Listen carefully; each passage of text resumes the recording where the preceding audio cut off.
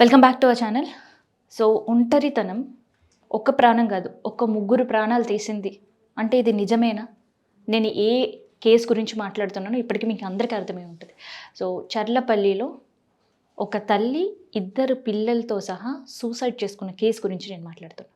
So ఈ కేసులో లోతైన దర్యాప్తు కొనసాగుతుంది అండ్ రైల్వే పోలీసులు నోరు విప్పారు. సో ఈ కేసు గురించి వాళ్ళు ఏమన్నారు అనేది ఫస్ట్ విందాం. ఆ తర్వాత ఈ కేసులో ఏం జరిగింది అనేది నేను చెప్పే ప్రయత్నం చేస్తాను. ఎందుకంటే ఒక సాఫ్ట్వేర్ ఎంప్లాయ్, ఆమె కింద ఒక 15 మంది వర్క్ చేస్తున్నారు.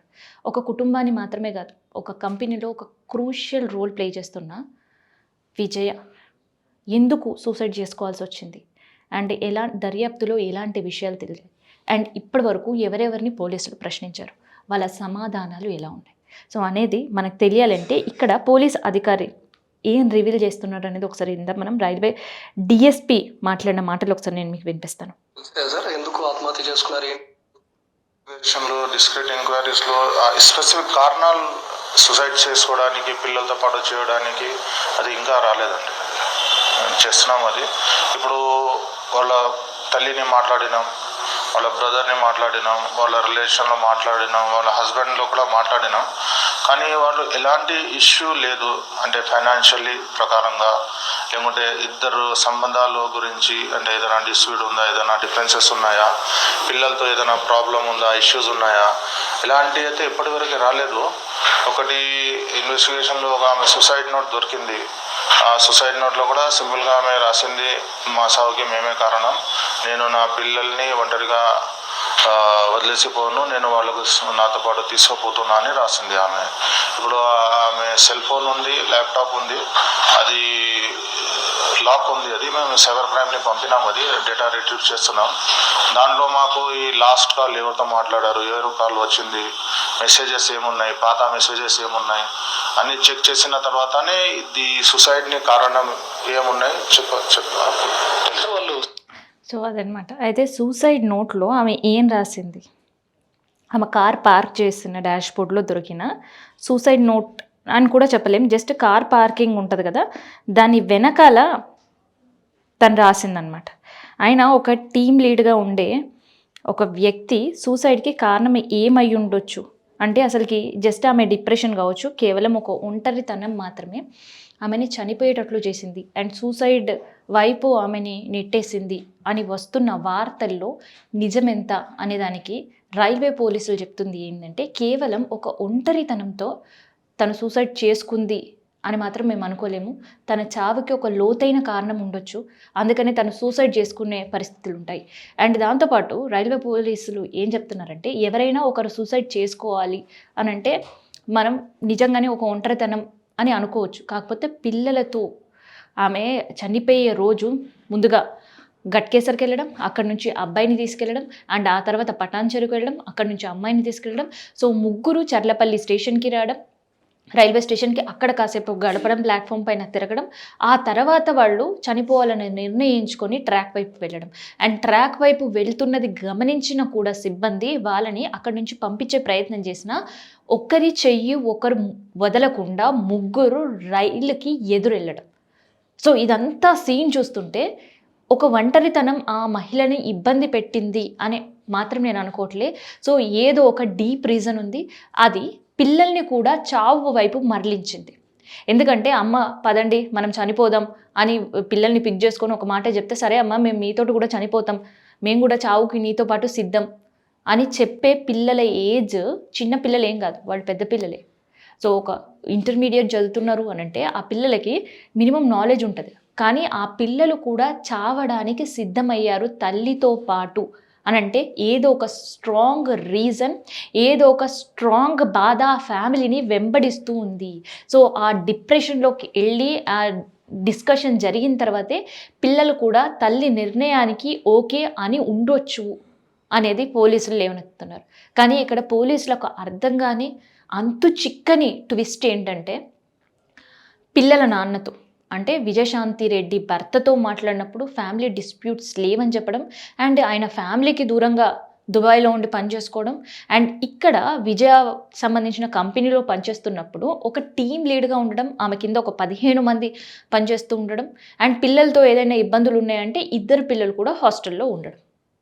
మరి ఎక్కడ ఆమెకు ఒంటరితనం వచ్చింది అండ్ ఎక్కడ ఆమె ఇబ్బంది పడే పరిస్థితులు ఉన్నాయంటే ఇంకొక కొత్తగా వెలుగులోకి వస్తుంది ఏంటి అంటే సో పిల్లలు దూరంగా ఉండడం, భర్త దూరంగా ఉండడంతో ఆమె ఒక కుక్క పిల్లని పెంచుకోవడం అండ్ ఈ మధ్య కాలంలో అది చనిపోవడం జరిగింది.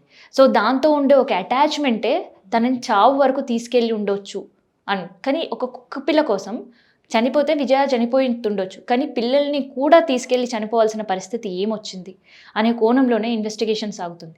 అయితే పోలీసుల కిందాక నేను అంతుచిక్కనిగా ఉంది ఎందుకంటే వీళ్ళ ఫ్యామిలీ గురించి ఎక్కడ కూడా నెగిటివిటీ కనిపించట్లేదు. అంటే ఇన్ కేస్ విజయకు సంబంధించిన ఫ్యామిలీ మెంబర్స్ వాళ్ళ అమ్మ నాన్న అన్ననితో పోలీసులు మాట్లాడినప్పుడు వాళ్ళ హస్బెండ్తో ఇష్యూస్ ఉన్నాయని కావచ్చు, లేదంటే పిల్లలతో ఇష్యూస్ ఉన్నాయని కావచ్చు, ఎక్కడ ఒక మాట కూడా వినిపించట్లేదు.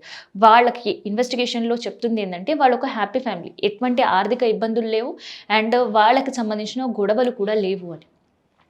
అండ్ వాళ్ళ భర్తని ఇంట్రాగేట్ చేసినప్పుడు పోలీసులు ఏకంగా విజయ్ అని ఒక దేవతతో పోలుస్తున్నారు. ఒక కంప్లీట్ ఫ్యామిలీని ఆమె ముందుండి లీడ్ చేస్తుంది, ఒక సక్సెస్ ఫ్యామిలీగా మేము ఉండడానికి కారణం అని చెప్తున్నాడు వాళ్ళ భర్త. అండ్ సైమల్టేనియస్గా కంపెనీకి వెళ్ళి మాట్లాడినప్పుడు ఒక గుడ్ బాస్ అంటూ కూడా అక్కడ కన్నీళ్లు పెట్టుకున్న పరిస్థితి సాఫ్ట్వేర్ కంపెనీలో విజయ్ గురించి ప్రశ్నించిన సందర్భంలో పోలీసులకు ఎదురవుతుంది. సో ప్రతి చోట పాజిటివిటీ ఉన్నప్పుడు అండ్ ప్రతి చోట విజయ్ గురించి వాళ్ళ ఫ్యామిలీ మెంబర్స్ కావచ్చు, పిల్లల గురించి పాజిటివిటీ ఉన్న చోట ఎందుకు విజయ సూసైడ్ చేసుకోవాలనే నిర్ణయం తీసుకుంది అనేదే ఇప్పుడు ఒక బిగ్ ట్విస్ట్గా మారింది. సో ఆ ట్విస్ట్కి ఆ ఉండే సీక్రెట్కి ఓపెన్ అవ్వాలి అంటే తను యూజ్ చేసిన ల్యాప్టాప్ ఓపెన్ అవ్వాలి, లేదు అంటే ఆఖరిగా తను మాట్లాడిన కాల్ ఎవరితో మాట్లాడింది, ఏం మాట్లాడింది అని తెలియాలి. సో అప్పుడు తప్ప విజయకు సంబంధించిన సూసైడ్ గురించి బయటపడే అవకాశం లేదు. సో ఈ దిశగా ఆలోచిస్తున్న సందర్భంలో సరే చనిపోయే ముందు తను కార్ డాష్ బోర్డ్లో కార్ పార్కింగ్ వెనక రాసిన రాత ప్రతి ఒక్కరి కళ్ళ వెంబటే నీళ్ళు కారేటట్టు చేస్తుంది. ప్రత్యేకంగా విజయ కుటుంబ సభ్యులు కావచ్చు, విజయ భర్త ఇవాళ వాటిని తెలుసుకుంటున్నారు అండ్ దానికి సంబంధించిన ఎవిడెన్స్ కూడా పోలీసు కలెక్ట్ చేశారు. సో చనిపోతున్న విజయ వాళ్ళ భర్తతో పాటు వాళ్ళ అమ్మతో ఎంత అటాచ్డ్గా ఉంది అనేది అర్థమవుతుంది. అందుకనే ఆ తల్లి ఇంకా కూడా విజయ తల్లి అయినప్పటికీ తన బిడ్డ పోయింది, పిల్లలు మనవరాళ్ళు పోయారు అనే విషయాన్ని జీర్ణించుకోలేకపోతుంది విజయ అమ్మ. అమ్మ ఐఎమ్ సారీ, నాకు ఈ లైఫ్ నచ్చట్లేదు, చాలా ట్రై చేశా అయినా నా వల్ల కావడం లేదు. సో లైఫ్ లీడ్ చేయడానికి కూడా చాలా కష్టపడ్డా కానీ నా వల్ల అవ్వట్లేదు అని చెప్పడం.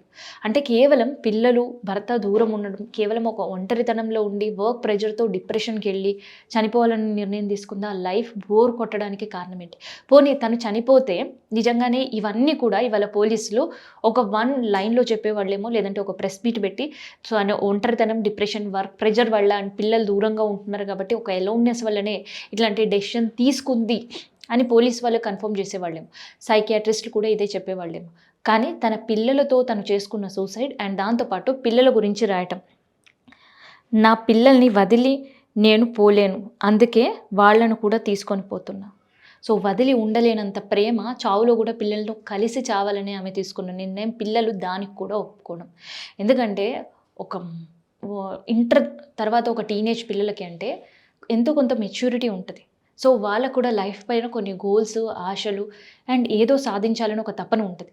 సో అట్లాంటివన్నీ వదిలేసి కేవలం అమ్మ చెప్పిందని మాత్రమే తలాడించుకొని వెళ్ళేంత మూర్ఖులు కాదు, లేదు తెలియని పిల్లలు కాదు. కానీ వెళ్ళారు అంటే అక్కడ ఒక స్ట్రాంగ్ రీజన్ ఉండుంటుంది అని పోలీసుల అనుమానం నిజమయ్యే ఆ పరిస్థితులు కనిపిస్తున్నాయి. అండ్ అక్కడ థర్డ్ ఇంకొకటి రాసుకొచ్చింది, నా చావుకి ఎవరూ కారణం కాదు, మా ఇష్టంతోనే పోతున్నాం విజయ.